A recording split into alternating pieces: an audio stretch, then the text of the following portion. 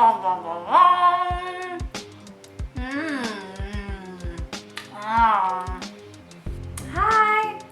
I'm the Tipsy Psychic. My name is Zoe, and this is my cast. So, I don't know if you guys know this, but I have a DRUJ instability, and I'm stuck like this for a month.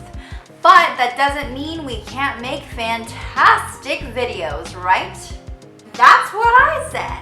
Today we're going to talk about the compatibility between a Scorpio, Sagittarius cusp, and an Aries. Bum, bum, bum. Aries would make a great traveling companion for you. This is a very powerful couple. You both like to explore, you both have the same thought process, you both like to initiate things, you're not all talk, you like to go and do. This would be a very passionate relationship. You're both very eccentric and creative.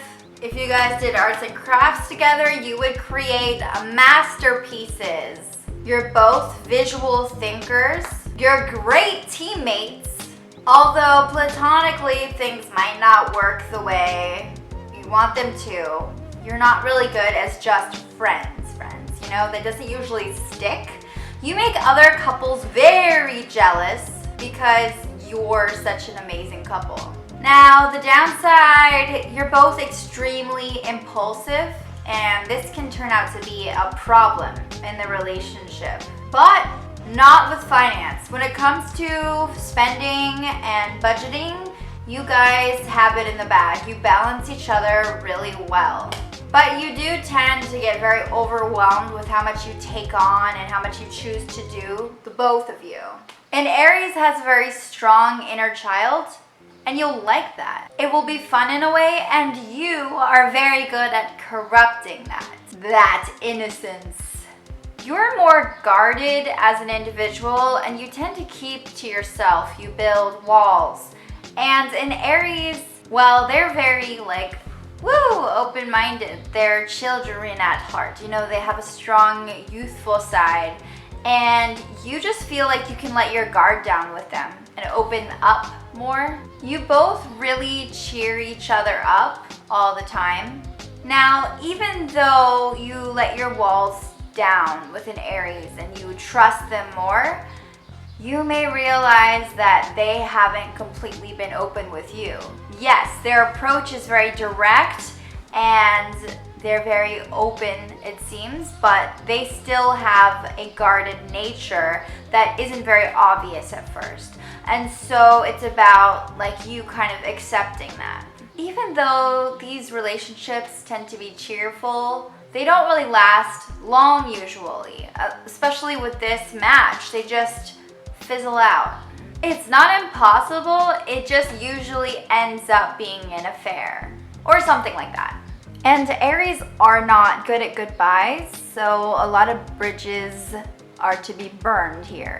You guys are dreamers. You can get very carried away here, so make sure you take things step by step. So even though you may feel like you can trust them, I'm not saying you can't, but be cautious. Don't let all your feelings out right away. Be yourself. The more you open up to them first, the more one-sided it will be. Try to be rational. Don't let your dreams take over. You both have to be equally honest with each other for this to work. This relationship usually starts out so strong, very passionate. You guys are there for each other. And then you realize that it gets kind of boring after a while. You realize that there's not much more to it, and you actually kind of long to be single again. You start to feel like there's this idea that you're settling down, and it scares you. This relationship will make you restless. Sometimes when things are going too well, you realize that you have to constantly be pushing yourself and working really hard at this relationship. You always have to be creative and always have to be trying more things and always go on new adventures, because when that stops, the passion is over. And you can't just chill together. You have to know when to put your foot down and when to give yourself a break. You may soon realize that you're not actually the closest person to your Aries. A lot of the time they have a friend that's closer than you in this type of match, and maybe a family member, but you come second for some reason. So because you guys kind of burn out, you don't really usually get married, or if you do, it usually doesn't last very long. Super sweaty in here. You're definitely good at sharing things with each other because, well, finance and budgeting is your strong suit. You both like quality things over quantity. Your philosophies match up so well you can relate to each other. If you want things to work sexually, you have to really keep things creative in the bedroom. The Aries may not be able to put themselves in your shoes as much as you thought that they would be able to. They may be very selfish, and they may not realize how much their passiveness is hurting you. But you love how blunt and open and direct they are, and they put you at ease, and you put them at ease. There is potentially a power struggle in this relationship. You're both very hard workers. You're both leaders. But when it comes to being together, you have to work together. And sometimes you really want to be invasive, like you want to know more about what's going on in their mind and their thoughts and their feelings, but you have to sometimes mind your own business, because if they want to talk to you about it, they'll talk to you about it. Just focus on your own life and they'll come to you.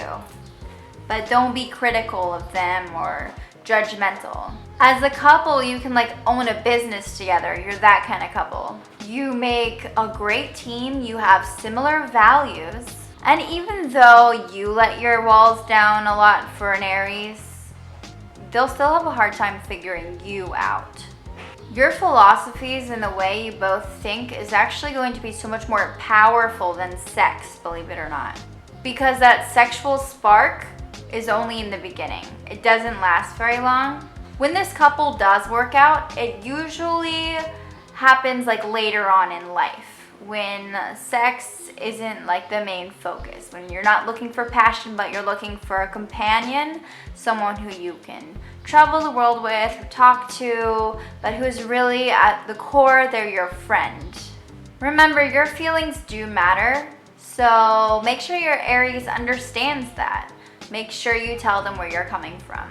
This can be a very energetic, absorbing relationship, so make sure you're focusing on you and don't forget about your life and your needs. An Aries might have this need to protect you, to be there for you and to help you, but you don't need that. And make sure that they understand that you don't need them to protect you. You're very self-sufficient, very independent, and you know what you're doing. Your Aries has to compromise that part of themselves and has to understand that about you. Subscribe to my channel. I hope that you have a fantastic day. Let me know if you're on this cusp and you've dated an Aries in the comment section below. Subscribe to my channel. Bye.